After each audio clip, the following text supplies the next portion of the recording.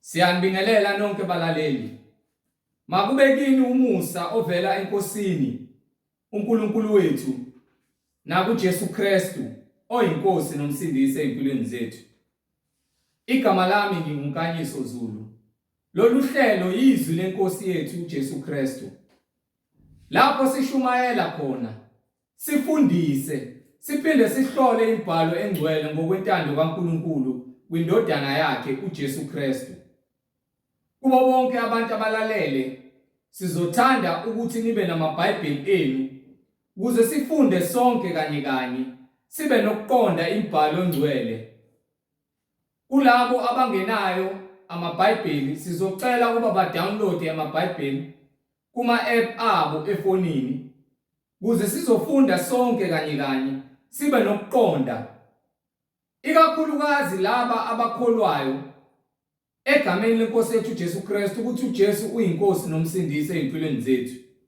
Ukuba nibe namaBhayibheli enu ukuze sizoba nokuqonda ukuthi lokhu esifundiswa khona kuyindlu esihlanganyela kuzona ezingcwele simdumise uNkulunkulu ukuthi kuyafana yini nalokhu esikuthola ezwini lakhe iBhayibheli. Kulabo abazothanda ukuxhumana nathi mayelana nenkonzo yombhabhadiso noma unobufakazi ngemisebenzi kaNkulunkulu empilweni yakho, noma unemibuzo ungenakho ukuqonda, uthathe imininingwane engizoyishiya njengamanje uNkulunkulu mayivuma ethinta inhliziyo yakho. Ngizoqala nge-email address. Email address ithi izwilenkosi.ujesukristu@gmail.com. izwilenkosi.ujesukristu@gmail.com. Ngilandelise nge-cellphone number noma i-WhatsApp number lapho uzothola ukuthi sixhumane nawe. 066 566 9245. 066 566 9245. Intumayelo noma imfundiso ziyatholakala zonke ku-YouTube. Uzokwazi ukuthi uthathe iBhayibheli lakho, uhlale phansi, uhlole imibhalo, ubukele. Ku-YouTube uthi izwi lenkosi uJesu Kristu. Izwi lenkosi uJesu Kristu. Ungakhohlwa ukuthi ube neBhayibheli lakho nokuthi ulalelisise, uthumele nezihlobo zakho zonke nalabo ohlanganyela nabo okhonza nabo simkhonza uNkulunkulu ngobungcwele. Izwi lenkosi uJesu Kristu. Bazalwane, ake sivule ngomkhuleko simbonge uNkulunkulu ngeimpilo zethu. Baba wethu osezulwini, malingcweliswe igama lakho Nkosi yethu Jesu Kristu. Umbuso wakho mawufike ezimpilweni zethu sisemhlabeni njengasezulwini. Usiphe namhla isinkwa sethu semihla ngemihla. Izwi lakho sibe nokuqonda, usihole moya engcwele ekuphileni, ngoba umuntu ngeke aphile ngesinkwa senyama kuphela kodwa ngamazwi onke aphuma emlonyeni kaNkulunkulu. Usiphe namandla okunqoba inyama yethu, sinqobe nesitha ummangalelo wabazalwane oza ngazo zonke izinhlobo zeinkohliso nokudukiswa ezimpilweni zethu. Ngokuba umbuso ngowakho namandla nobukhosi kuze kube phakade. Amen. Bazalwane, angihambi ngedwa, ngihamba nomfowethu uMhlengi Zondi ozobe sihola enaba kabanzi embula imfihlakalo kaNkulunkulu kwimibhalo ngentando yenkosi yethu uJesu Kristu oyinkosi nomsindisi ezimpilweni zethu. Bazalwane, yamkelani uMhlengi Zondi. Amen. Siyabingelela bazalwane egameni lenkosi uJesu Kristu oyinkosi nomsindisi nongumsunguli webandla labangcwele, okunguye osilethele umusa neqiniso, wasilethela ukuphila okuphakade uma sifuna ukuthola ukuphila okuphakade. Ukuphila okuphakade awuphoqelekile ukuthi ukuthole, kepha njengoba unentando yokwenza okubi kanjalo nasekwenzeni okuhle unentando uma ufuna ukuphila okuphakade. Akukhathalekile ukuba ngabe uyakholwa kuJesu noma ngabe ukholwa, kodwa kuye kukhona ukuphila okuphakade. Labo abangafuni ukukholelwa kuJesu ilabo abalahliweyo, njengokuba isho incwadi ithi uNkulunkulu wathumela indodana yakhe yona yodwa ukuba ilethe ukuphila okuphakade kulabo abakholwayo yiyo. Uma ungakholelwa kuJesu kusho ukuthi awukhathalele ukuphila okuphakade. Imvamisa abantu abenza inhlekisa ngoJesu ilabo abangakholwa noma ilabo abakholelwa kwezinye izinkolo bengenalo ulwazi. Okubuhlungu ukuthi ufele into ongayazi ekubeni uzitshela ukuthi uyazi, nanokuthatha izinto ngenhliziyo uzitshela ukuthi uhlakaniphile. Ekugcineni kwakho konke uthi uNkulunkulu labo abahlakaniphile uyakubabamba ehlakanipheni kwabo. Akusimangalisi, akusithusi ukuthi abantu benze inhlekisa ngoJesu nangevangeli loKristu, ukuba konke kubhaliwe phansi ukuthi abantu bayokwenza lokho abakwenzayo, bagcwalisa isiprofetho. So akusinyakazisi nakancane, siyasithule sibuke sithi inkosi bathethelele ngokuba bakwazi abakwenzayo. Kahle hle vele abantu abayazi into abayenzayo bayenza ngoba bayibona abanye abantu benza.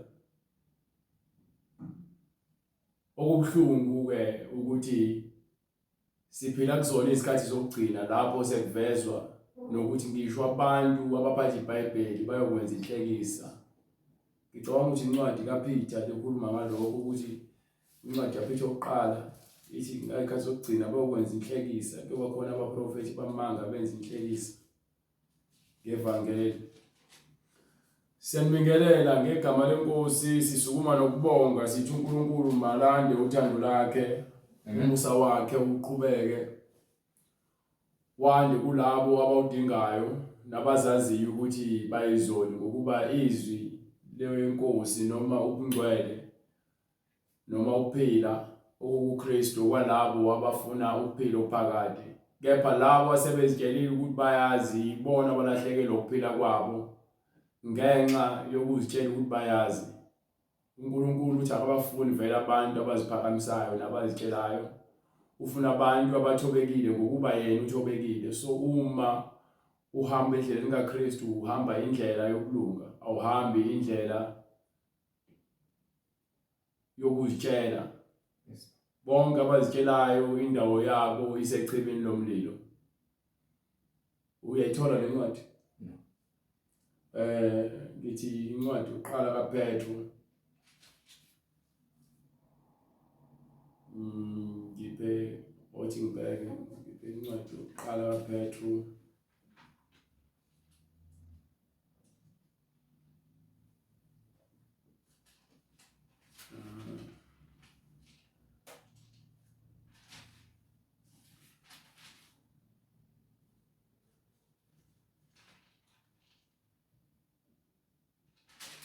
noma ngiphe esibili.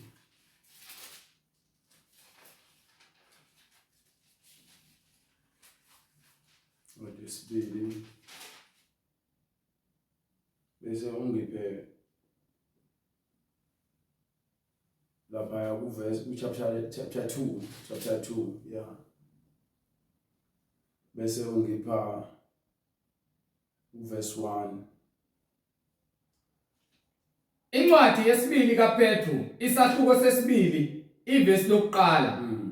Kepha kwavela nabaprofethi bamanga phakathi kwesizwe.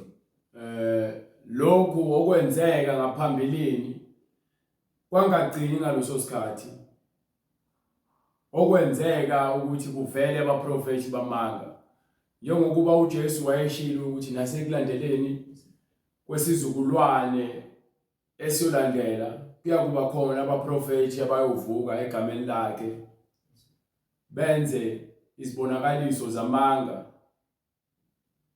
kungasithusi lokho ukuba nasekuqaleni babekhona abaprofeti bamanga phakathi kwabantwana bakaIsrael njengoba namanje kusakhona abantu abazibiza ngabaprofeti phakathi kwabantwana abangcwele. Kulula uziqamba uzibiza ngento ongeyona uma ufuna udumo. Kepha uJesu uthi inceku ayikho ngaphezulu komfundi noma komholi. Yohlezi inceku. So uma usebenzela uKristu uyinceku ukuba uthi labo bokuqala bayobokugcina abokugcina babokuqala. Uthi uma umenyiwe emcimbini ungajahi ukuhlala esihlalweni noma uzibeke endaweni ephakeme ngoba uma kufika umnini womcimbi kanti akufanele ukuhlala kule ndawo ephakeme uyofika kwehlise athi ehlika uhlale lapha phansi athi ohleli phansi ambeke endaweni efanele. Kunjalo nabaprofeti bamanga baheshe bazigibeza bazibeka endaweni yokuthi bazibone sengazi ukuthi babantu ababalekile ngalesikhathi bezibeka bona kanti ababekiwe umoya ongcwele ongiphe. Kepha kwavela nabaprofeti bamanga phakathi kwesizwe njengokuba nakinina kuza kuba khona abafundisi bamanga. Yezwe indaba ithini? iBhayibheli alwaqamba amanga, abantu abaqamba amanga. iBhayibheli alwaqamba amanga, likhuluma into ibe njengoba. Kwasekuqaleni abaprofeti bamanga babekhona njengoba namanje kuvunduluka abafundisi bamanga begqoke isikhumba semvu befundisa ivangeli loplastiki bethembisa abantu zonke izinto abafuna ukuzizwa ngokuba ubhaliwe phansi. Ingakho simbonga umoya oyingcwele ngokuba konke ukubeka kube sobala ukuze singezi ukufunisela konke ukwenza kube sobala ukuze singezi ukudidiseka. So uma uholwa umoya oyingcwele uyaqonda ukuthi izwi lakhe linye alihlukene phakathi nendawo. Uma kukhona umuntu oqhamukayo ofuna ukuhlukanisa ivangeli likaKristu lithi incwadi yaJohane isahluko sokuqeza incwadi yokuqala kaJohane isahluko sesine ukuze wena uzoqonda ithini incwadi yokuqala kaJohane isahluko sesine verse 1 ivesi yokuqala. Bathandekayo bazalwane maningakholwa yibo bonke omoya. Yezwe indaba ethini? iBhayibheli liyakutshela ngenxa yokuthi nina nineyintamo ezilikhulu nenhliziyo zenu ziseziphenduka amatshe, amakhanda enu agcwele usimende, abazalwane sebaphenduka. Ongiyamlandela noma uzamlandela balandela noma ngabe yini abayibonayo ecishe ifane nezwi lenkosi kodwa ngelona izwi lenkosi. Ithi bazalwane maningakholwa yibo bonke omoya. Maningakholwa yibo bonke omoya. uNkulunkulu uthi ungumoya. Labo abakholwa kuye bakholwa kuye ngokomoya nangeqiniso. So uma ukholwa ngokomoya nangeqiniso uyalazi izwi leqiniso, uyalazi izwi lenkohliso. Ingakho incwadi bazalwane maningakholwa yibo bonke omoya ngoba baningi omoya kodwa omoya oyingcwele munye, uNkulunkulu nezwi lakhe uJesu Kristu Inkosi yamakhosi. Kepha hlolani omoya. Kepha fanele ukwazi ukuyihlola imimoya ukuthi bangaba kaNkulunkulu yini. Ukuba ngabe lo moya lo omi phambi kwakho okushumayezayo ukaNkulunkulu yini. Ngokuba baningi abaprofeti. Ngokuba baningi abaprofeti bamanga abaphumele ezweni. Baningi abaprofeti bamanga. Do you understand? Abanye babo babe nomoya engcwele. Abanye babo babe ngabaprofeti beqiniso. Babe ngabapostoli beqiniso. Ngenxa yokuthanda imali, ngenxa yokuthanda udumo, into ekwenza ukuthanda udumo ukuthanda imali. Isincwadi ngokuba imali impande yakho konke okubi. Abanye babo bathi beyifisa ibaholele ekubhujisweni. Bangene ezilingweni ezimbi. Balahleke lokukholwa ngenxa yokuthanda imali. Ukuthanda imali le uJesu Kristu asitshela ngayo bathi ke ubona amaKristu ehlupheka ngiyakunqamela uhlupheka. Kunokuba isicebi kodwa imjunju ibe ingidla. Ngingakwazi ukulala ebusuku ngidliwa isilokozo, ilokoza inhliziyo, ibalisa ukuthi ngidla imali yegazi, ngidla imali yesono. Ngidla imali ngamanga. Ingakho uJesu ningazibekeli ingcebo emhlabeni lapho kukhona inundu nokugqwala. Lapho kukhona amasela angena agqekeze. Abafundisi nabaprofeti bamanga sebaphenduka ke amasela. Baphenduka abaqambi bamanga. Sebesebenzela uSathane ngokupheleleyo bazinikela imphefumulo yabo ukuba bona bafuna ukusebenzela uSathane ngenxa yokuthanda imali. Bathe bekhathele ukushumela ivangeli eli-empty, bafuna ivangeli elinezinto eziphathekayo. Ingakho sebenishumayeza ngezinto eziphathekayo. Hallelujah. Hallelujah. Do you understand? Ngiphe incwadi yokuqala kaJohane. Yes, sir. Isahluko sesithathu verse 7. Bantwanyana maningadukiswa muntu. Owenza ukulunga ulungile. Lowo owenza uma wenza ukulunga, iBhayibheli likhuluma ngokwahlulela ngendlela efanele. Ukukhuluma iqiniso elibhalwe phansi eBhayibhelini, ungaedi, ungasusi njengoba kunjalo, ukuchazele umuntu ongazi aqonde ukuthi kusho ukuthini ukulunga nokungalungi. Ngokuba ke ungalungi uqhamuka nayo inkohliso, umoya wokubulala, umoya wenzondo, umoya wokuhleba, umoya wamanga, umoya wofebe, umoya wokuhosha, umoya wokuphinga. Imoya leyo, umoya wokudakwa, umoya wokuthakatha. Akudingi ukuthi uzuphathe imithi ukuthakatha. Ngalesikhathi ucabanga ukuthi umuntu umfisela ukuba ehlelwe into embi, noma ujabuliswa ukuthi umakhelwane wakho wehlelwe into embi, noma umuntu omaziyo, usizakala wena ngokuhlupheka kwabanye abantu, wena uyathakatha. Unomoya omubi wokuthakatha. Uma ufuna ukukhululwa kule moya, ufuna ukudedelwa kule moya le, uza kuJesu akufundise ukuthi wothanda umakhelwane wakho njengoba uzithanda. Uma ukwazi ukwenza lokho, sokwazile ukunqoba konke. Ngokuba uma unothando lukamakhelwane wakho, ngeke uze wone. Khohlwa ngeke uze wone, ngeke uzocamba amanga. Ngeke uzuntshontshe. Ngeke uzube nenhliziyo yokubulala ngoba yini? Unothando. Uthando lusibekela zonke izono. Uma kukhulunywa ngothando, kukhulunywa ngothando lokuzenzisa. Nithande ngemlomo, kepha inhliziyo zenu zibe zigcwele amacebo nemidlinzo emibi eholela abantu ekufeni. Ngokuba yini? Bathanda ukuba bazenzisi. Khuluma ngabo uJesu, abaFarisi nabaSadusi.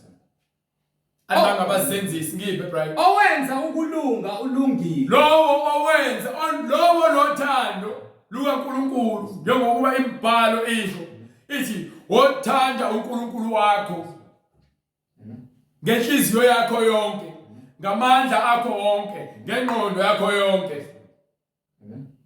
Uma unalolo thando usho ukuthi wena uthanda ngendlela yokuthi konke okushiwo umoya oyingcwele uzakwenza ngokuba unothando lwakhe. Uma ungenalo uthando lomoya oyingcwele indaba ezibhlungu esimphathele zona ukuthi ababona abantu basibiza ngabazalwane kepha benza izinto ezenziwa yizwe. Abantu besifazane abazibiza ngamaKristu bagqoka amabhlukwe, amadoda agqoka iziketi, adoma ama-tattoo afaka amacici, bapenda izinwele. Bantu bangamaKristu, nina anibona abangamaKristu ukuba uma ungumKristu ngeke uthi umfana uluka izinwele. Ngeke kube namasingili wenza okukhala amakhanda engase ukhala abasho ukutheni. No. Uzozisola ngakho konke okubi ngaso sonke isikhathi ngokuba yini ufuna ukuhlala umsula phambi kwamehlo kaNkulunkulu. Kepha ngenxa yabaprofethi bamanga abaningi, yingakho lingafuni ukuzwa ubulungiswa. Nina nifuna lokho okuzojabulisa izinhliziyo zenu. Uma sikhuluma ivangeli lokuphila okuphakade, alilizwa ivangeli lokuphila okuphakade, nizwa ivangeli lokujabulisa inyama. Benitshela zonke izinto ezidukisayo. Kepha uthi uJesu lowo okhululiwe, indodana yomuntu ukhululiwe. Uma wena usanezinto zasemhlabeni ezihambisana nokungcwele, wena ungokayihlo uSathane ngamalengiso. Ngokuba yini usagcwele ukubambelela ezintweni zamanga. Do you understand? Ngiphe awuhambe kwincwadi yama-Roma sahluko 5. Fundisa sahluko 5. Incwadi kwabaseRoma isahluko sesihlanu. Let's say starting from verse 1. Kuyivesi lokuqala. Ngakho lokhu sesilungisisiwe. Manje ke izincwadi kuwena othi ususindisiwe. Ngakho usulungisisiwe, yabona mina angakophelisiswa ngokuba ke ngiphelisiswa ngoba la kusengifile. Sengibona inkazi okwamanje ngisemsebenzini ukuthi angifuni ukuqhuzuka. Ngizafuna ukuphila kubona ukungcwele, ngimuze uJesu ephila kumina. Ngingazikhohlisi ukuthi sengingenile izulu ngisasemhlabeni ukuba lokho kwenza ukuthi ke ungabusasibheka isono. So uzenzela nje noma kanjani ngoba utshela ukuthi ke sowungenile ezulwini. Uma siphelelisiswa ingokuba sesiqhelelene nona nje sikwenza ukubi. Siyakwazi besikwenza ukubi. Siyayazi abange besinayo. Bufuna indlela esheshayo ukuthi izinto zihambe ngendlela yakho, ujabulisa inhliziyo yakho. Kepha uma sowuphila ngomngcwele, sowushiye konke lokhu umoya engcwele athi ke akakudingi. Lapho uyakwakha, uyakushape, ukushapela ikusasa lelo ngalazi ngokuba uthi uyakufika njengesele. So manje incwadi ithini Brian? Ngakho lokhu sesilungisisiwe ngokukholwa. Siyalungisiswa ngokukholwa. Yabona bese uphendukile ezoneni zakho. Angikhulumi ngamaKristu ama-fake abasenzisi. Sikhuluma ngabantu asebesinikele ekutheni bona impilo zabo bayaziguqula. Umuntu othi yena usekhathele ukwenza amasingili, usefuna ukugqokisa umuntu esifazane othi uyakholwa ohloniphekile ngokuba iBhayibheli lithi lo mama bakudala ababekholwa babegqoka kanjalo ngokuhloniphekile. Amen. Inkambo yabo ihlonipheke. Amen. Ningabizi amagama angasile. Lamagama esenibizana ngawo ungashadile. Ungambiza kanjani umuntu ongashadile? Ngo-husband wakho noma ngo-wife, uthi unkosikazi wakho noma indoda yakho anishadile. Lize lilwe nigwazane, nibulalelana nje abantu ozothi mesuka ejele ahamba ufuna omunye umuntu akushiye Ngokuba yini uholwa inkanuko nawe uholwa inkanuko. Sobe kuumcimbi wenkanuko. Ekugcineni kwakho konke kuphele kanjalo. Abantu abaningi abayithanda le gospel ngoba yini abafisi ukuyizwa. Bebeyizwa bafuna uvala amadlebe. Ngokuba sika ngespade. Sibiza ispade ngespade. Asijikelezi ukuthi sizame ukushaya ehlahleni noma sijikeleza intaba. Sikela ngoba zinjani indaba zakho ngokuba yini sifanele ukukulungiswa. Ngeke uzibize ngomuntu ongcwele ekubeni wena uzazi kahle ukuthi uphile esonweni. Usaqamba amanga. Usafisa izinto zabanye abantu. Usantshontsha. Uzibiza ngomKristu uyaphinga. Usagembula. Udlala ilotho. Awuyena umKristu wena. Awuyena umKristu wena. Uthi uNkulunkulu uyakubusisa umsebenzi wezandla zakho. Ngokuba uthi kwincwadi kaJeremiah sahluko 17 verse 11 ngifuna ukuqaqisa le yokuthanda ukwenza ingcebo ngendlela esheshayo. Incwadi uJeremiah isahluko 17 verse 11. Yes sir. Intandele efukamela ingazalanga. Intandele ifukamela ingazalanga, iyafukamela ingazalanga ukuzikhohlisa. Ufukamele into ongazange uze uyizale. Uyazenzisa. Akuyona yakho. Intandele efukamela ingazalanga. Unjalo owenza ingcebo. So nomuntu owenza ingcebo ngokungalungi ngendlela engafanele iyakumshiya phakathi nezinsuku zakhe. Angithi yabona ufike ehambe uyokhomba imali ebank. Ube naye emva kwalokho kuphinde kufike ulwazi emaphoyiseni ukuthi nangu umuntu ontshontshile imali noma ikhombile. Uhambe ejele uyoboshwa le mali yakhe isale idliwa abanye abantu ngemuva noma isale ikhunte lapha. Abe isiwula ngasekugcina. Uphenduka isilima. So wenze wonke amacebo ukuthi ufuna uba nemali ngendlela esheshayo. Emva kwalokho le mali kushiya. Ufuna uba nemali uyahamba uyothwala. Thwala ukulala ingane zakho. Uhambe bakunika impethu. Ube nempethu ngaphambili. Ungafuni ukugeza usinukele. Ngenxa yokuthanda imali.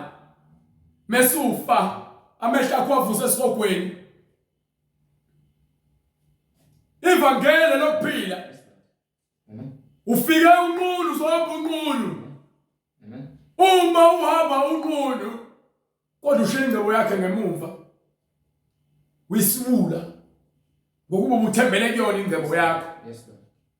Ithi incwadi iyakukushiya ekugcineni njengesifula. Iyakumshiya phakathi nezinsuku zakhe. Phakathi nezinsuku zakhe sowusebenzile isikhathi sakho sonke wazinikela ngomsebenzi owenzayo.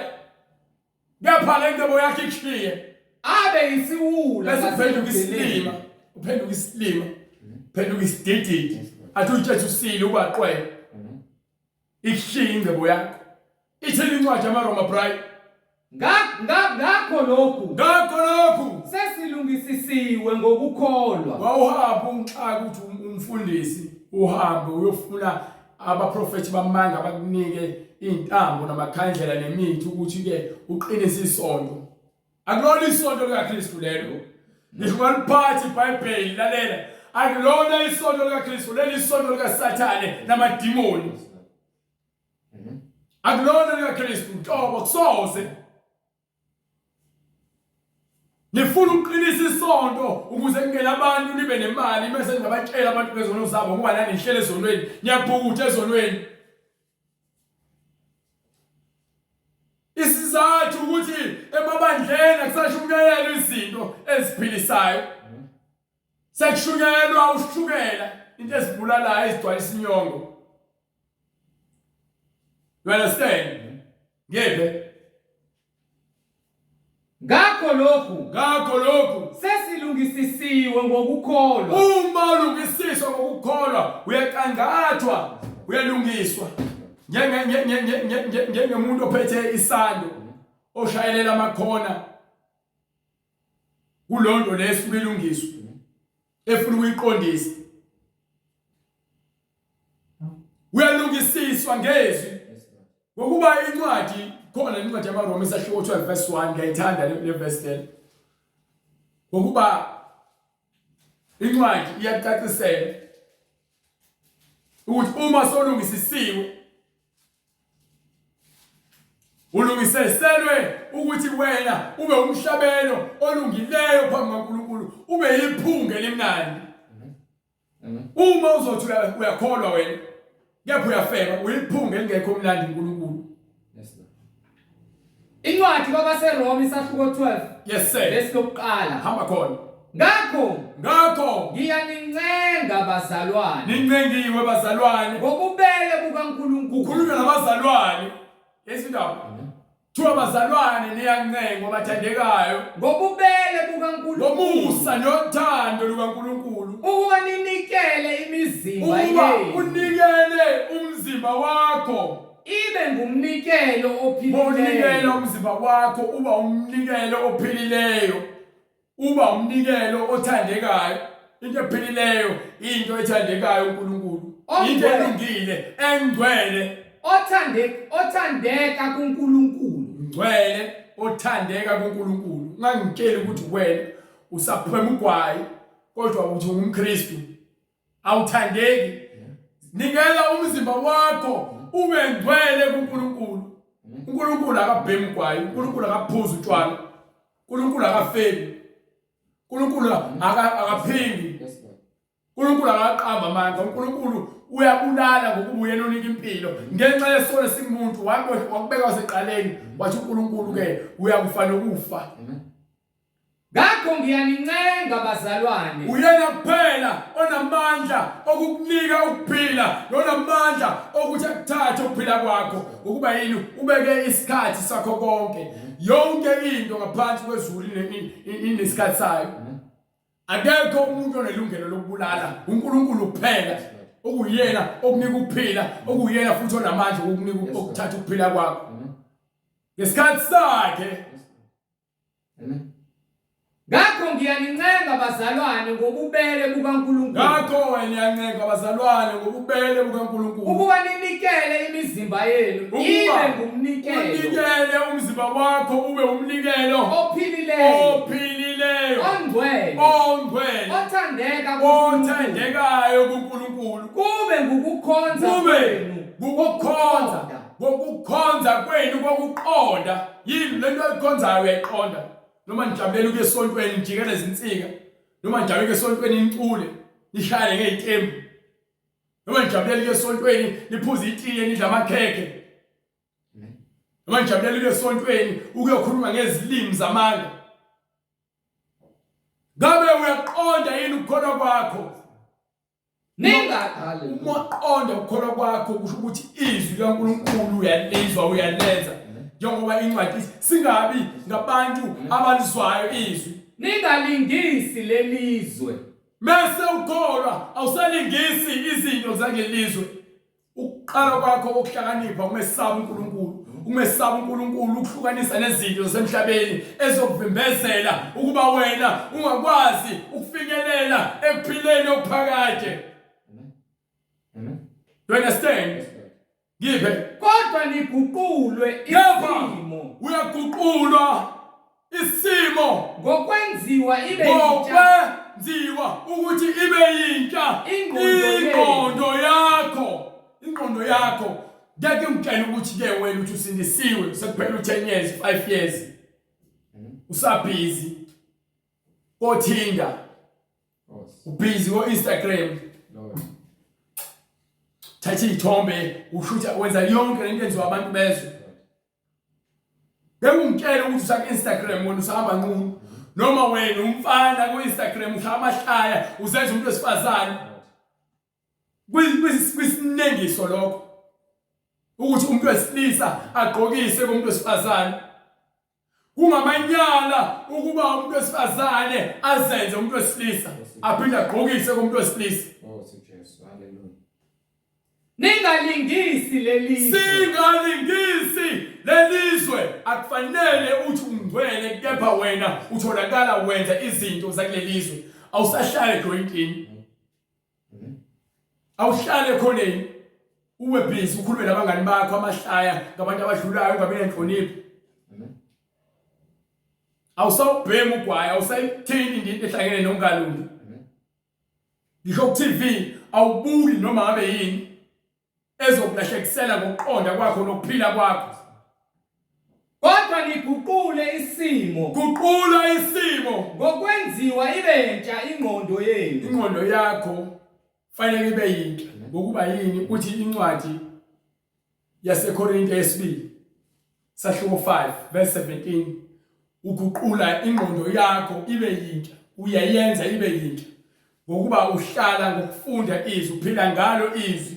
Uma uphila ngezwi unamathela kuKristu nokuphila kwakhe okungcwele nemfundiso yakhe engcwele enothando nomusa ehlukanisa nakho konke ukungcola kwasemhlabeni.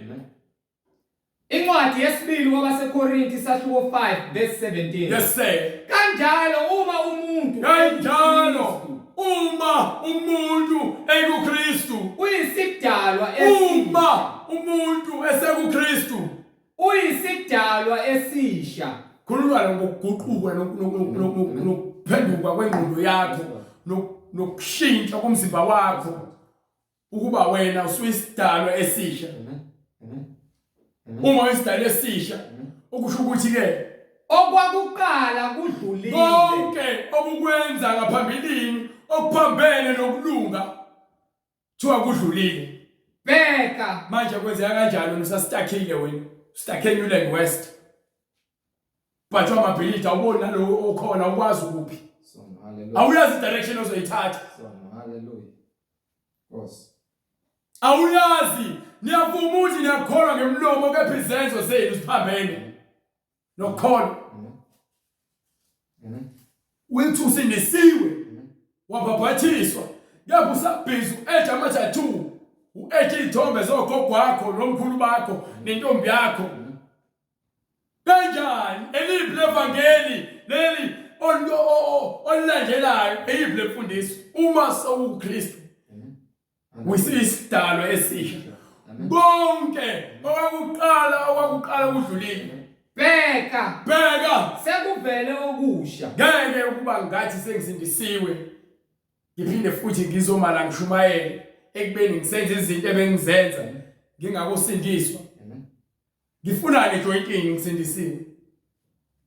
Ngifunani igwayi? Ngifunani ekufebeni? Nifunani ekutheni ngifuna ukubusa empilweni yomunye umuntu? Ngizama indlela yokuthi ngicontrol omunye umuntu. Usho ukuthi mina insindiso yami ayiphelele. Angakobe isidalwa esisha. Uma usabamba ibhodlela kabhiya awukobe isidalwa esisha. Uma usaqamba amanga awukobe isidalwa esisha. Uma usaphinga awukobe isidalwa esisha. Uma umuntu wesifazane esagqoka ibhluwe awukobe isidalwa esisha. Uma umuntu wesifazane esaluka izinwele akakobe isidalwa esisha. Uma indoda igqokisa umuntu wesifazane akakobe isidalwa esisha. Uma indoda igqoka izinto ezincane phambi kwabantu akakobe isidalwa esisha. Uma usaphuza utshwala udakwa ubhema uphathe ikhali akakobe isidalwa esisha. Isincwadi ikhali zethu akuzona ezenyama. Amen. Ikhali zethu akuzona ezenyama. Impi yethu akuyona enyama, asilwe nenyama, silwe nemoya. Haleluya. Silwe nembuso yemoya esemkhathini. Amen. Ewiyona le nithumelela ngakho konke ukuduka nokulahlekelwa ukuqonda nize nenza izinto ngendlela engaqondakali. Ngenxa ukuthi nilandela abaprofeti bamanga. You understand? Ngiphe incwadi yaseRoma sahluko 1 esahluko 4 5 Incwadi kwabaseRoma isahluko sesihlanu ivesi lokuqala. Ngakho lokhu sesilungisisiwe ngokukholwa. Solungisisiwe ngokukholwa. Sinokuthula kuNkulunkulu. Sekukhona ukuthula kuNkulunkulu. Ngenkosi yethu uJesu Kristu. You understand? Ayikho enye indlela ekusondeza noNkulunkulu. Ungahamba uyokholwa kaShembe. Ungahamba uyokholwa eZayoni. Ungahamba uyokholwa eMaromini. Uzibize ngeBaptist. Uzibize ngeLuthela.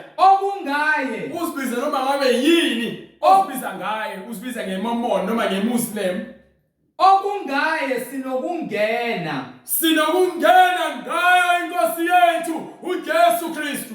Ngokukholwa kulomusa esimi kuwo. Ngomusa siphila ngomusa. Ngakho ke izincwadi ibuza ithi ke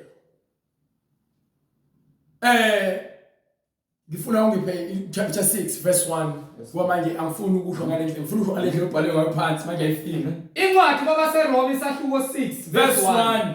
Ngakho ke siyakuthini na? Yini siyakuyisho na? Sihlale esonweni. Kufanele yini sihlale esonweni? Ukuze kuvane umusa wanje na?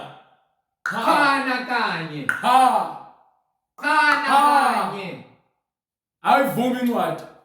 Uma sowusindisiwe awuvumelekile ukuba uphinde uhlale esonweni. Awukwazi. Khana kanye. Hayi. Thina esafa. Uma sewafa maqondana nesono. Uma sewufile maqondana nesono. Kepha lokho kusho ukuthi wena uhlukanisiwe nesono. Singabuye sihambe kanjani kuso na? Ungaphinde kungenzeka kanjani ukuthi wena uphinde utholakala esonweni ekubeni wena uthi usindisiwe. Lalela izincwadi kwincwadi ekubona le ncwadi yaMaroma sahluko 8 verse 1. Ngenzeka kanjani ukuthi wena uthi usindisiwe uphinde wena utholakala esonweni? Incwadi kwabaseRoma isahluko 8 verse 1. Yebo. Kanjalo akusekho ukulahlwa. Uma sokuKristu akusekho ukulahlwa. Kwaba kuKristu Jesu. Uma sowusindisiwe, lalela ukusindiswa kuhlukanisa lesono. Angazi ibaphi labantu laba noma balithatha abantu bevangeli lokuthi uma uyiKristu ungona nje kancane. Ngokuba ke sikhululiwe badidisa ngale evangeli. Sikhululiwe.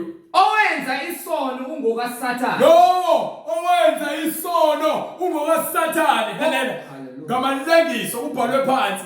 Uma wena wenza isono ungokaba wakho uSathane. Incwadi yokuqala kaJohane isahluko sesithathu verse 8. Yes sir. Owenza isono ungokaSathane. Obandakanyeka esonweni ngenhloso ungokayise uSathane. Ngokuba uSathane uyona kwasekuqaleni. Ngoba uSathane uyona ungumoni uSathane kusukela kwasekuqaleni. Indodana kaNkulunkulu yabonakaliswa ngalokhu ukuze ichithe imisebenzi kaSathane. uJesu njengoba kuthiwa ke kwincwadi yaJohane chapter 3 verse 16 njengoba kuthiwa indodana yalethelwa lokhu ukuba ichithe imisebenzi kaSathane. Incwadi iqonde ukuthi Johane chapter 3:16. Incwadi ivangeli ngokuka Johane isahluko sesithathu verse 16. Ngokuba uNkulunkulu walithanda izwe kangaka waze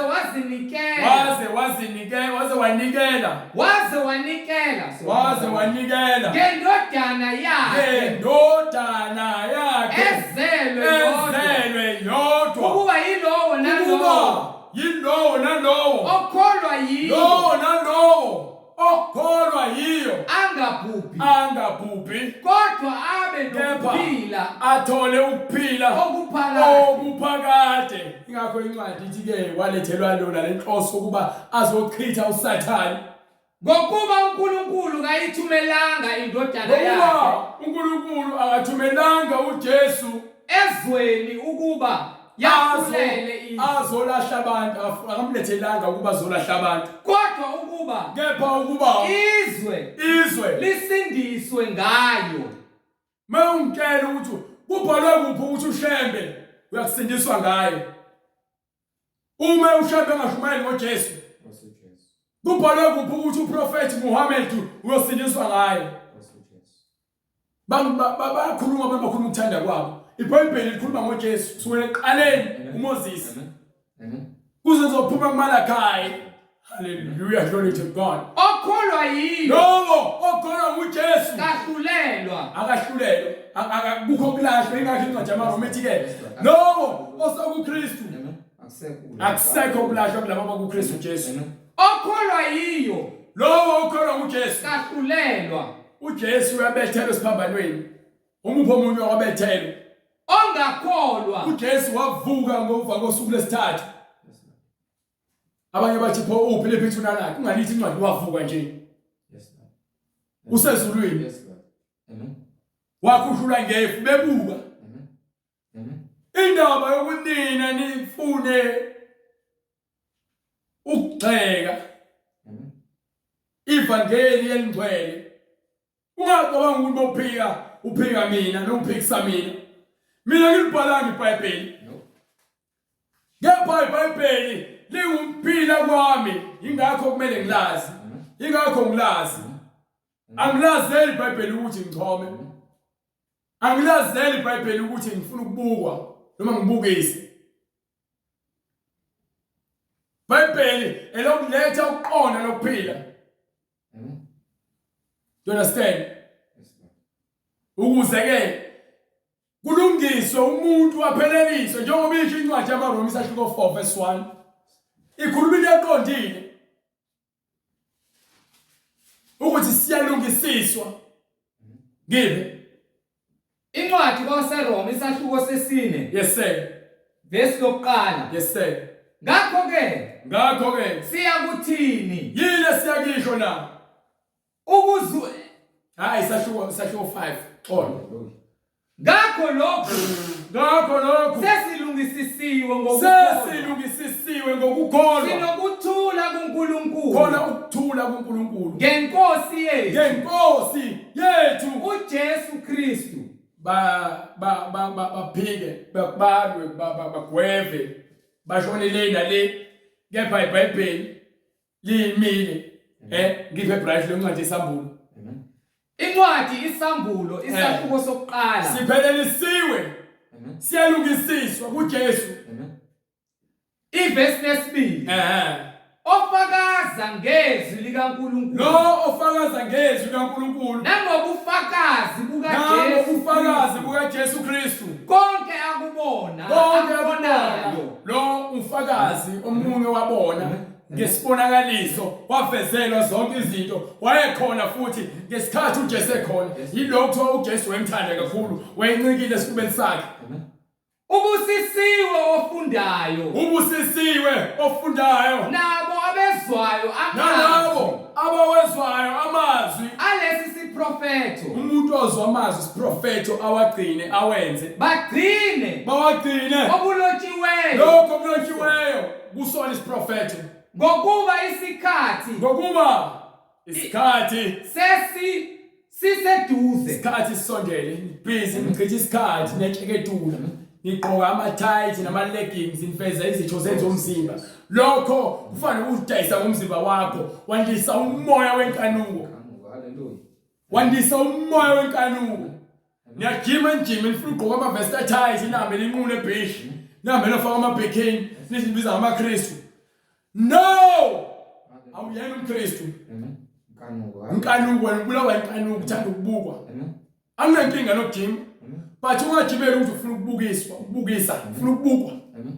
Vele nithi hayi uNkulunkulu wazinhliziyo, uNkulunkulu uyazinhliziyo yakho ngokubonakala ngezithelo. Isho incwadi ngiyababona ngezithelo. Izithelo zenu izona ezinivezayo. Ukuthi konke lokho enikwenzayo nikwenzela ukubukwa. Ngiphe ngokuba abokwenyama banaka abokwenyama. Nabo abaholwa inyama nenkanuko banaka izinto. zenyama nenkanuko. Ingani ngakho ke ufuna ugqoka i-leggings nesiketi esitight noma i-tight yodwa ufake ne-vest elizoveza amabele akho uhambe ngakho. Awuyenzi lonto ngoba nakho mhlambe uzithanda wena. Ngokuba abokwenyama banaka okwenyama. Akekho umuntu ozithandayo ufuna ukuhambe ebukisa umzimba wakhe njengomahosha emgaqweni. Omahosha abantu abadayisa umzimba abafuna ukubuka ukuze bathengwe. Nawe uyadayisa. Usibiza ngomKristu ugqokisa kwayifebe. Jesu. Ugqokisa komahosha. Tempele likaNkulunkulu. Bese uzothi ke uyakholwa. Isincwadi ngiphe yona incwadi yokuqala yaseKorinte. Sahluko 6 verse 18, right? Starting from verse 18. Incwadi yokuqala kwabaseKorinte. Ngeke uzuzikhohlise ungazama ukuthi ubeke izathu. Lalela, umuntu okholwayo nosindisiwe ugqoka ngendlela ehloniphekile. Fanele ukuhlonipheke. Hallelujah. Awukwazi ukufana nezwe. Uma ufana nezwe wena inkanuko wena. Dayisa umzimba wakho wena. Incwadi yokuqala kwabaseKorinte, isahluko 6 verse 18. Yebo. Balekelani ubufebe. Balekelani ubufebe. Balekelana. Bhayibheli yonke into libeka ake ungitshela ukuthi mina mthu ubathi ke hayi ulimi lakho lahlambalaza. Lithini iBhayibheli? Balekelani ubufebe. Balekelani ubufebe uma uthi usindisiwe.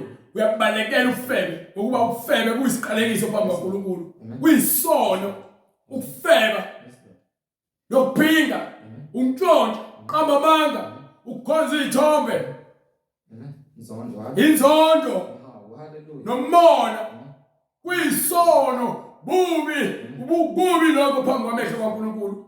Ingakho incwadi ithi balekelani ubufebe. Zonke izono azenzayo umuntu. Yazizwa ithi incwadi ke zonke izono azenzayo umuntu Zingaphandle komzimba. Zingaphandle komzimba. Zonke izono umuntu azenzayo, into yenzayo uyenza ngomzimba wakho. Uqala ngokuyicabange. Ingakho nje ubuka iTV, unabantu abathanda uTV bagqokela kamnandi. Yonke into ayenzayo ngokubuthi uyosathana ufuna ukuyenza. Ingakho mebenza inwele ezimbalabala la ufuna ukuzenza kodwa uthi uyakholwa. Ingakho bebegunda inwele wabesifazane bafaka amacici bapenda izinwele bagqoka ingubo ezisuka ezihamba emabeleni nasemahlombe zingakhavi umzimba. Ngokuba bokwenyama banaka okwenyama. Ngokuba bonke abenyama banaka izinto zenyama bafuna ukujabulisa inhliziyo zabo, bafuna ukubukwa, bafuna ukuthandwa yizwe. You understand? Balekelani ubufebe. Balekelani ubufebe. Zonke izono azenzayo umuntu. Zonke izono ezenziwa umuntu zingaphandle komzimba. Kepha owenza ubufebe wona owakhe. Lo owenza ubufebe wona umzimba wakhe. Wona umzimba wakho. Lo mzimba lowo unikiwe ukubuphathe ngendlela ehloniphekile. Iqhubeka ithini incwadi? Hallelujah. Kepha anazi yini ukuthi umzimba wenu uyithempeli likaMoya ongcwele. Lezonto le okinina. Lezonto le awazi yini? Kepha anazi yini ukuthi umzimba wenu uyithempeli likaMoya oyingcwele. Uma uthi wena usindisiwe uthi uyakholwa kuJesu. Wena uthi uhola umoya oyingcwele. Awazi yini ukuthi umzimba wakho uyithempeli likaNkulunkulu ophilayo kuwena. So kwenzeka kanjani wena ukuthi ugqokise kwezwe, ukhulumiswe kwezwe, uyaqalekisa ngomlomo wakho uthi ukinhlamba. Unenzondo. Unyanyiswa iqiniso. Ngokuba yini? Ufuna ukufana nabo bonke abantu labo basezweni. Kepha anazi yini ukuthi umzimba wenu uyithempeli likaMoya ongcwele okinina. Umoya oyingcwele uma usindisiwe uphila kuwena. So incwadi ngakho ithi uma usindisiwe balekela ubufebe. Enamamukela kuNkulunkulu. Lo moya oyingcwele wamamukele kuNkulunkulu. Awuzange nje usidike umoya oyingcwele. Uyanikwa. So umoya oyingcwele ungenawo wena uyazenzisa. nokuthi anisibo abenu na. Anisibona benu angiseyena wami manje. Sengiphilela uJesu. Amen. Yini ayikho engizenzela yona. Ngokuba nathengwa Ngokuba sathengwa ngani bride? ngenani elikhulu. Sathengwa ngenani eliphakeme kakhulu. Sithengiwe ngegazi likaJesu. Ngakho-ke mbongeni uNkulunkulu emzimbeni wenu. Mbonge uNkulunkulu emzimbeni wakho onikiwe. Yes Lord. Unikiwe Amen. umzimba ukuba uphathe ngendlela itempeli kaNkulunkulu umzimba wakho. Yes Lord. Into engaluku labafundi Spain bangabi nankinga ngokuba yini bafuna ukulala nani. Bafuna ukulala nani abanankinga ngoba nifeba nabo. Baba banika amahaki banipotoze banenza zonke lezi zinto. Nibizane ngamagama oshuka ahali esontweni. Yini? Niyazenzela ebandleni kaMoya Ingcwele. Seliphendulile lezi sinagoge kaSathane. Ngiphi incwadi yaRoma chapter 5. Hallelujah. Amen. Amen.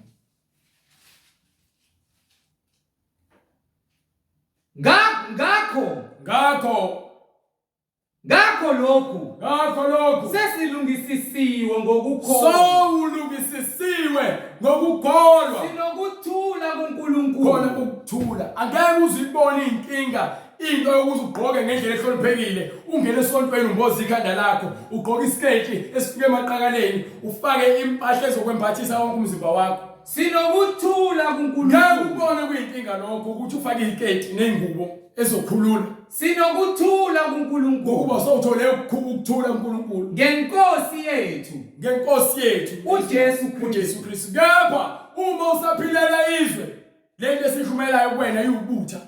Iyakuphazamisa. Iyakunyanyisa. Ngokuba yini? Usabhaje esonweni. Uholwa inkanuko. You understand? Usenzile usathenga imithi kwenza inwele zakho nenkinga ukuthi inwele zakho ngathi ziwuphuthu. Uzonda indlela uNkulunkulu akudale ngayo. Hallelujah. Yini? Ongiphe incwadi yaMathewu chapter 5 verse 36. Uzonda indlela uNkulunkulu akudale ngayo. iBhayibheli yakutshela lithi awukwazi ngeke nangolodwa usuku wena uguqule indlela uNkulunkulu akudale ngayo. Kepha niyazama ngokusemandleni. Ngiphe Brian incwadi ngokukaMathewu sahluko sesihlanu verse 36. Ungafungi nekhanda lakho. Izindaba sike siqale ngekhanda lakho. Ungafungi ngekhanda lakho ngokuba awunakuphendula nalunye. Unwele lube mhlophe ngokuba lube mnyama. Nayi into enkinga yenu. Gogo omdala pende izinwele ufuna uzenza sibe bomvu, ufuna uzenza sibe mnyama. Sowunikiwe sotshelwa ukuthi ke ukuba mhlophe kwenene zakho umqhele wokuphila kwakhe emhlabeni. Kodwa uyakuzonda lokho.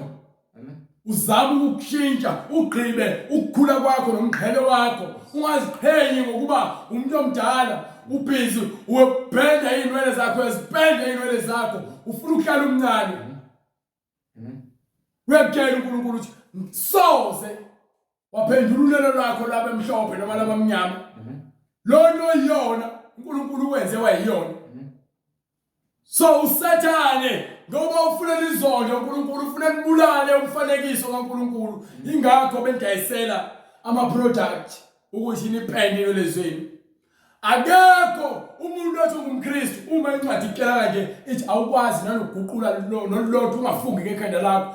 Awukwazi nokuguqula nonwele olodwa ukuze libe mhlophe noma libe mnyama. Awukwazi. Uma ukwenza lokho wena udansela isiginci sikaSathane ngokuba yini uyahamba uyothenga lo dayi. uNkulunkulu akakudalanga unenwele ezibomvu. uNkulunkulu akakudalanga unezinwele ezigold. uNkulunkulu akakudalanga unezinwele ezimbalabala. Izinto ezenzenzelayo kwangithanda ukubuka nijabulisa inyama nihola uSathane. Ngiphe incwadi ngobaseRoma. Ngifuna incwadi yaMathewu. Incwadi yaMathewu isahluko sesihlanu verse 36. ungafungi ngekhanda lakho, ungadlaleli ekhanda lakho ngokuba unakuphendula nalunye unwele lube mhlophe, ungazenza yini wena uyakwazi ukuzenza ube mdala nokuba lube mnyama. akuvumelekile awukwazi ukwenza uma sewofika isikhathi yeka ube lento iyona uma sewofika isikhathi sokuthi wena ube nenwele ezimhlophe ziyeke zibe mnyama uma sewofika isikhathi sokuthi inwele zakho zibe mhlophe ziyeke zibe mhlophe why ufuna ukuzishintsha ukhala zibe bomvu yini uzonda uNkulunkulu Amen. uzonda uNkulunkulu uyamzonda uNkulunkulu Amen. akekho umuntu othanda uNkulunkulu into ozokwenza into ephambene nobungcwele Amen. Fanekisa uNkulunkulu. awukwazi iBhayibheli umzimba wakho itempeli kaNkulunkulu ophilayo Amen. nibhizi nembethela uKristu nini Yes. nembethela uKristu ngithi ongiphi incwadi ngithi incwadi yamaHebheru bright bengaphosisi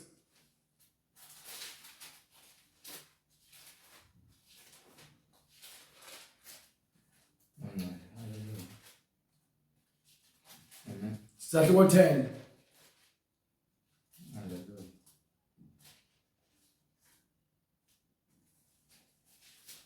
from verse 26 ngifuna nje from verse 26 ukuba khona ukuthi ubone ungazi uma wona ungazi siyakuwe sikumbulele ngembhalo ukuze uzoba nokuqonda ukuthi bengona mengenza ukuthi ngeke ngisakwenza kepha uma solazi iqiniso kepha wena uqhubeke wenza into eyokungcola itheni incwadi bright Incwadi kwamaHebheru isahluko se10 Yes, sir. verse 26. Ngokuba uma sona ngamabomu, ngokuba uma into khonto yenza ngephutha khonto yenza ungazi uma ucela intethelo loNkulunkulu mina mengikhuleka noma ngizocela intethelo loNkulunkulu ngizovuma izono zami engizenzile ngazi ngaphambilini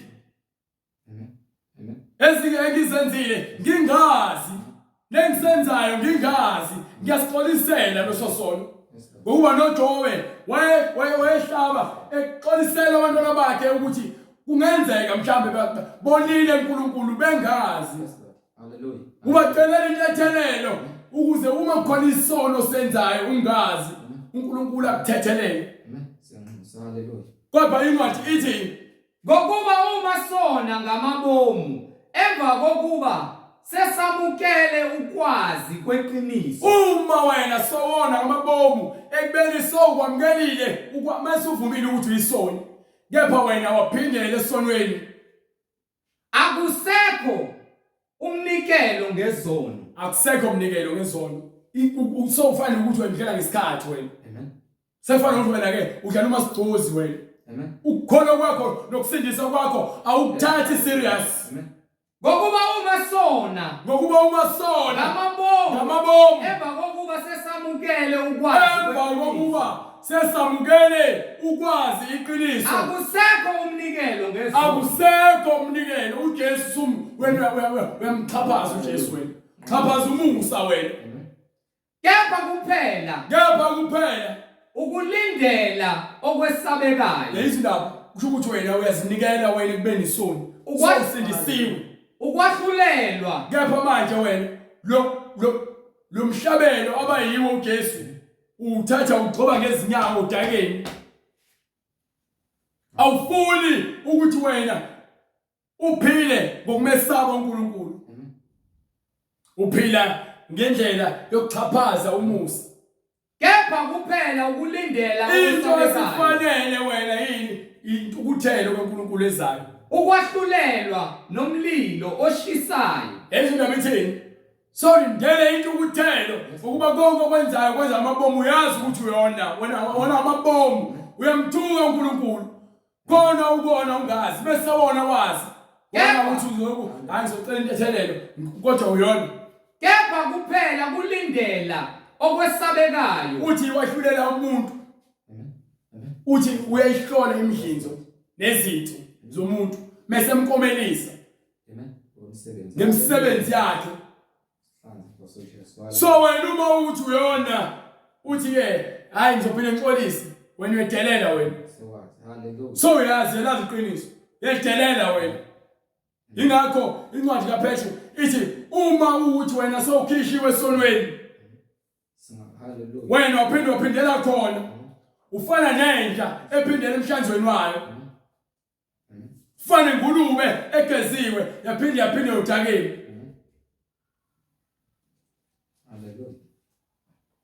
Ngiphi incwadi yakhe amaRoma futhi lentuzana yamaHebheru sahluko 12 from verse 1.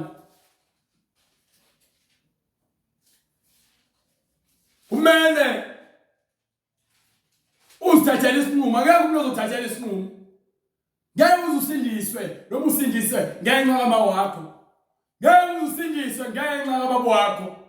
Sindiswa ngokuthi wena uzinikele njengoba isho incwadi ke. Ngakho ke ngiyanincenga abazalwane ngokubele kukaNkulunkulu ukuba ninikele imizimba yenu. Hallelujah. Amen. Ibe umhlabelo engcwele nothandekayo kuNkulunkulu. Akekho umuntu ozonikelela umzimba wakhe unikelele wena. uJesu Kristu usekwenzile waqeda lokho. Sekumele nawe ulandele emva kwakhe. Ingakho ethi ke uma umuntu efuna ukuza emva kwami makathathe isiphambano sakhe akulandele. Amen. Hallelujah. Makazidele. Umuntu kumele azidele. uJesu Kristu sekhombisile indlela. So uma uJesu esekhombisile indlela umele ukwenza njengaye. Uma ufuna ukuphila okuphakade, sikhuluma ngokuphila okuphakade. Uma ukuthi wena uthi hayi right uzofa wesihogweni uzoqhubeka uhlale esonweni njengoba isho incwadi. Incwadi uzongipha le ncwadi before ule ncwadi le hambe kwincwadi yalentuzana Isaiah 66:24 iyasho izobatshela ukuthi isiphi isiphetho sabantu abangafuni ukukholwa nabangafuni ukwamukela ivangeli. Hallelujah. Incwadi uIsaiah isahluko 66 verse 24. Incwadi uIsaiah isahluko 66. Yes, isahluko sesine. 24. Isahluko 24. uIsaiah isahluko 66 verse 24. Bayakuphuma babone izidumbu zabantu. Labo abangcwele bayakusindiswa bayakuphuma bese bebona izidumbu zabantu Abaphambukile. Labo abaphambukile ekholweni abaphila ezonweni. Amen. Labo abangcwelisiwe besaphila baba namandla uphinde babone izidumbu zalabo abaphambukile baphila esonweni izoni. Ngokuba impethu yabo yezoni iyayikufa nomlilo. Ngokuba impethu yabo iyayikufa nomlilo. Angithi yabona bathanda ukungasakhathazeka sesi understand. Amen. Sibheka khona lesingisi ukuthi kepha nje indaba yale Bible leli ngathi umpela incazelo yakho la sesizenzela. Hallelujah.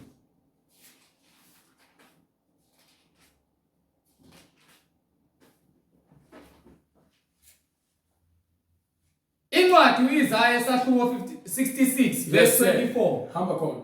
And they shall go forth and bayohamba bayaphambili and look upon the carcasses babheke kwizidumbu of the men that have transgressed abantu abonile against me, abonile kuNkulunkulu. And for the worm shall not die. Izwakile bithina ithi the worm shall not die. Ithi lapho ngeZulu. Amen. Ngokuba impethu yabo ayikufa nomlilo.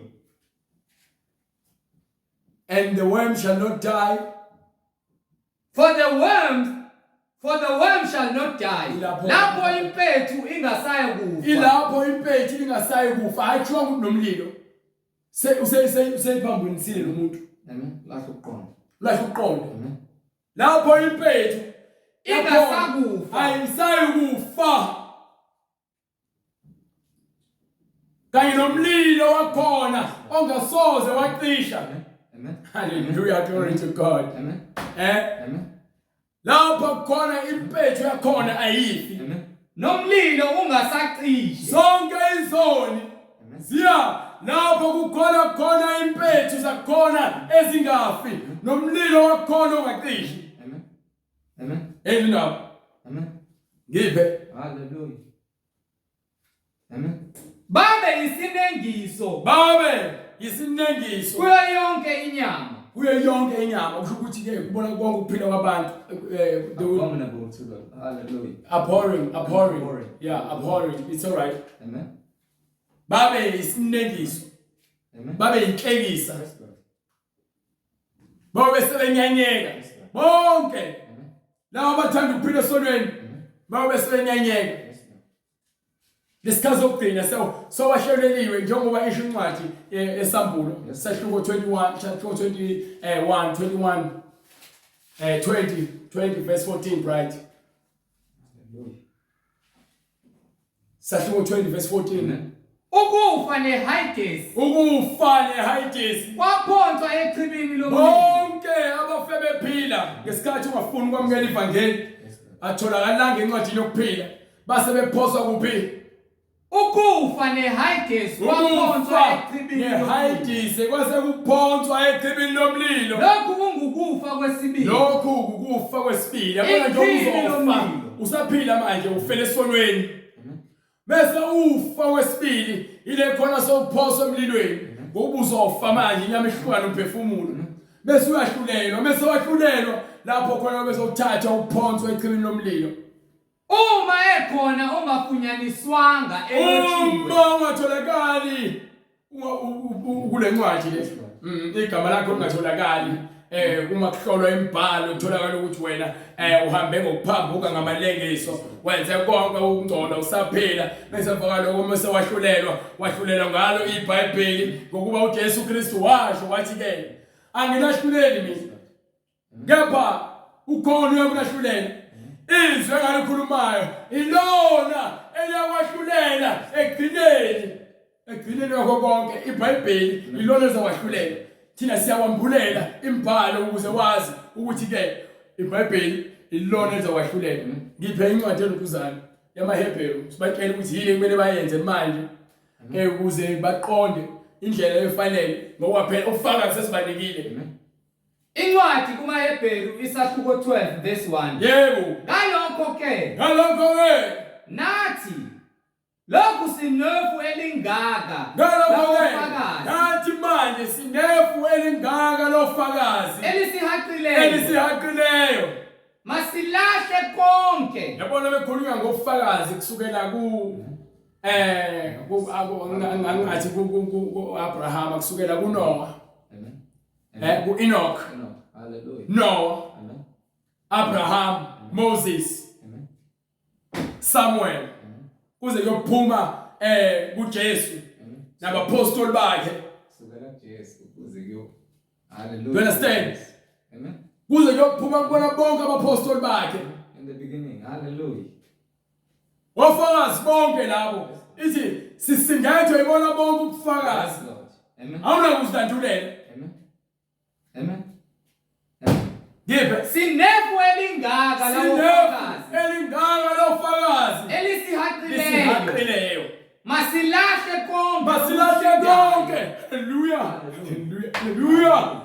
Masilahle konke okusindayo. Lahla konke okusindayo nesono. Lahla konke okusindayo nesono esithandela kangaka. Isono sesibambile silahle balekela kuJesu. Sigijime ngokubekezela. Bese-ke siyathatha uthabatho lomnqamlezo wokugijima ngokubekezela kulokhu kuncintisana. Kulomncintiswane esikumiseleyo. Sibekele umncintiswane ofuna ukusindiswa makalandela uKristu. Hlaba ngethubani ngokubekezela. Ungabheka eceleni ukuthi ugijima nobani. Bheka kuJesu. Bheka kuJesu. uJesu kuphela. Hallelujah, glory to God, hallelujah. Akekho omunye uJesu kuphela ukuthi ugijima nobani mawubheka ukuthi ugijima nobani bazokuyisa ngokuba uzophika nabo kanti lo umncintiswano wakho umqhele wakho ngaphambili ufaka wedwa awufaki ufakela umakhelwane. Do you understand? Ingakho ke kumele uphinde umfundele incwadi yeBride uphinde uyifunde. Hallelujah. Ngalokho ke nathi lokhu sinefu elingaka lobufakazi sinefu elingaka lobufakazi nofakazi lawo fakazi elisihaqileyo lisingungile lisihaqile lisingungile akukho ukuzahlulela nokuzidandulela akukho ukuzandulela qonde lokho masilahle konke okusindayo nesono esibambile sishiye phansi balekela ubheke kuJesu. Amen. Ukukhathalela sigijime uthi uJesu lahlali zonke izinkathazo kini ngokuba yena ulikhathalele. Hallelujah. Amen. Nibheke nilinde. Yes Lord. Amen. Sitha hallelujah. Isitha senu siyahamba siyabhonga njengebhubesi. Amen. Amen. Sifune sobagwini. Yes Lord. Ungabike wena uthole so i-victim. Melana nani naye. Niqinile ngokuba zonke lezi zinto lezihlupheko zehlela abazalwane bethu basezweni. Bonke abazalwane nabo nibabonayo abantu basindisiwe bebebanjwe imoya yobumnyama bengafuni ukudedela izinto zomhlaba. Lethi incwadi ke masilahle konke okusenza ukuthi sisindelwe ukuphila kwethu nesono. Hallelujah. Sishiye phansi isono. Masilahle konke okusindayo nesono. Konke okusindayo nesono. Esithandela kangaka isono usathane ufuna ukubambelela kwena. Athi ufuna ukuhamba nawe emgodini. Ungavumi. Khala kuJesu. Lakusindisa uJesu. Usindise. Hallelujah. Ezindaba. Hallelujah. Ithini incwadi? Hallelujah. Sigijime ngokubekezela ngokunyamezela kulo mncintiswano kulokhu kuncintisana esikumiselweyo ukuthi ke asincintisane siye kuKristu. Sibhekile kuJesu. Sibhekile kuphi? Sibheke kuJesu. Umqalisi uyena umqali nomphelelisi wokukholwa kwethu. Wonke umuntu okholwayo uqala kokukholwa kwakho kuqala uKristu. Ukuphetha kwakhe nokupheleliswa kwakho kuKristu. Owathi esikhundleni sentokozo ayibekelweyo wathwala isiphambano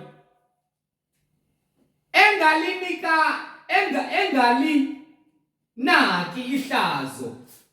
Babemenza ihlazo bemkhumula bemthela ngamathe waqhubeka wathula wafela ukulunga waba isihlabelo esilungileyo iphunga elinuka kamnandi uNkulunkulu.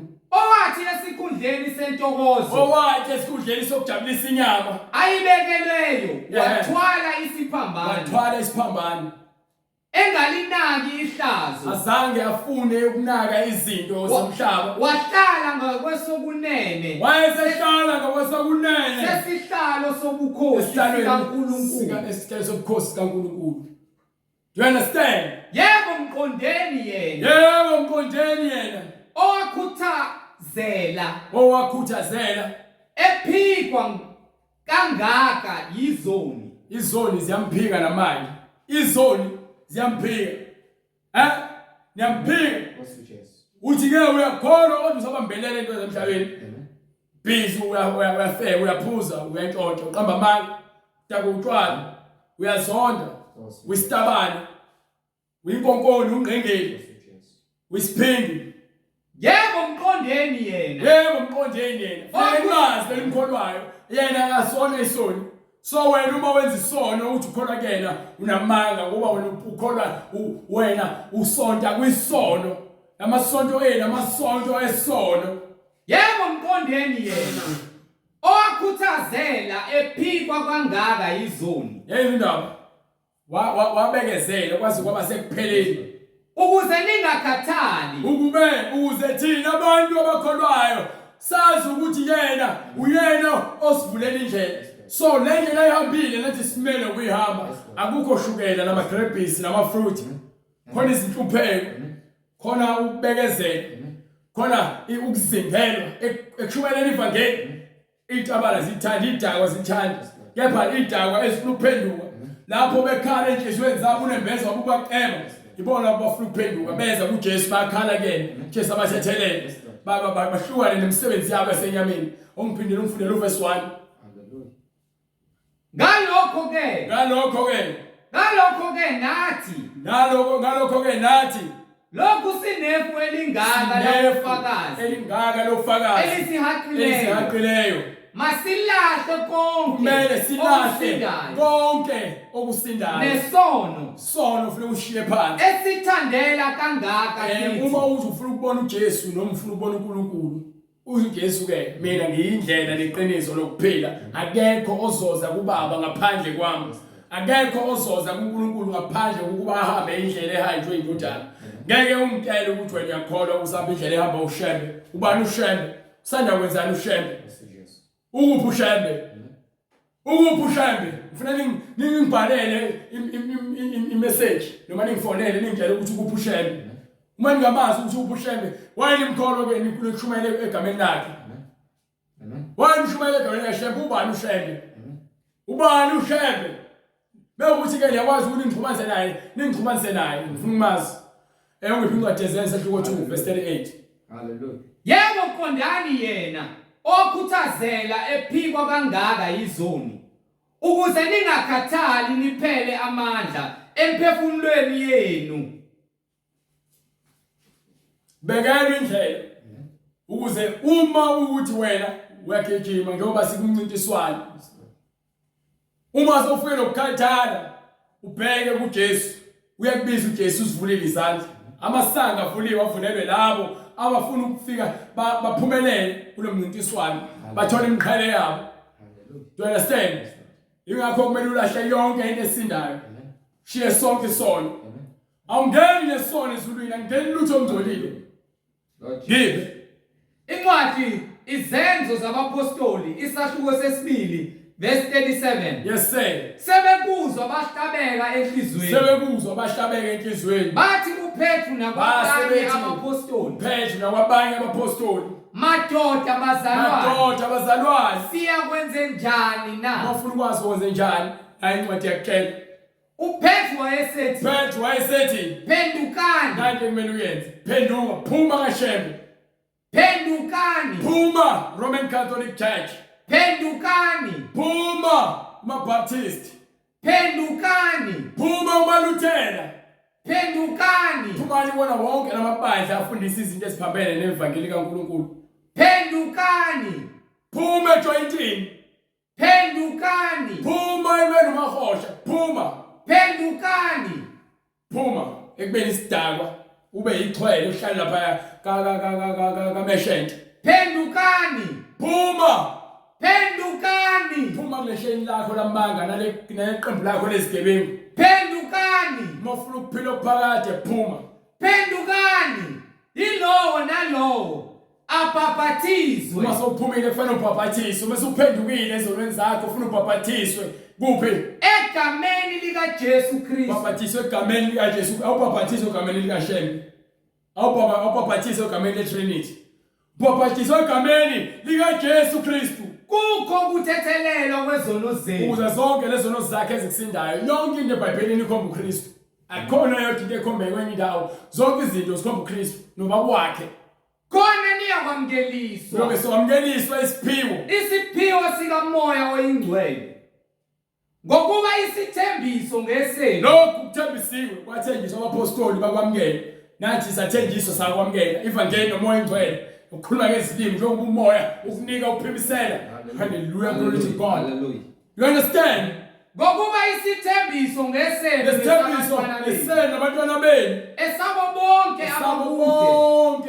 abakude bonke inkosi uNkulunkulu wethu eyakubabiza wafakaza nangamanye amazwi amaningi wabayala wathi wathini zisindiseni kulesizukulwane okuphambeneyo. Ngikutshelela ngathi awusindiswa uma wakho, awusindiselwa uma wakho. Uma wakho akasindiselwa wena. Zisindiseni kulesi sizukulwane Umuntu osindisiwe uyisibonelo sokuthi nawe ufuna usindiswe.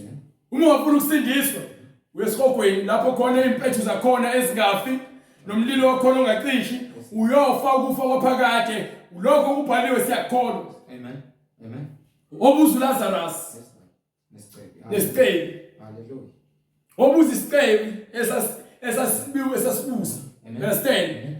Emva kwalokho usasifana nomkhuleko imake ngiqale ngithi uma uthi ufuna ubhabhathizo. Amen. Usithinta imininingwane ngaphansi lapho ku screen noma unembuzo ephathelene neBhayibheli noma nokufakazi uyobe sosinika njengoba sishila imiyalelo le email nenamba uyobe sosithinta khona. Sibonga uNkulunkulu nothando lwakhe nomusa nevangeli lakhe elingcwele. Sithi igama lakhe malibonge liphakanyiswe lidumiswe emhlabeni kokuphila kwethu. Usivala umkhuleko. Baba egameni lenkosi yethu Jesu Kristu, uNkulunkulu onamandla, siyabonga Nkosi uJesu Kristu ngoba wena uyisibani sezwe. Wena ngumqali nomphelelisi weimpilo zethu. Akekho oyoza kuNkulunkulu ngaphandle kwakho. Wena uyisango, uyindlela Nkosi. Siyabonga Nkosi uJesu Kristu ngoba uthi asilethe yonke imithwalo yethu kuwe ngoba wena usikhathalele. Asithathe ijoka lakho Nkosi ngoba lilula. Wena ukwenzile konke. Sinqobe uSathane nemisebenzi yenyama ngoba Nkosi alikho igama esinikwe lona ekumele sisindiswe ngalo, ekumele sinqobe ngalo, sinqobe emhlabeni ngaphandle kwegama lakho Nkosi yethu Jesu Kristu.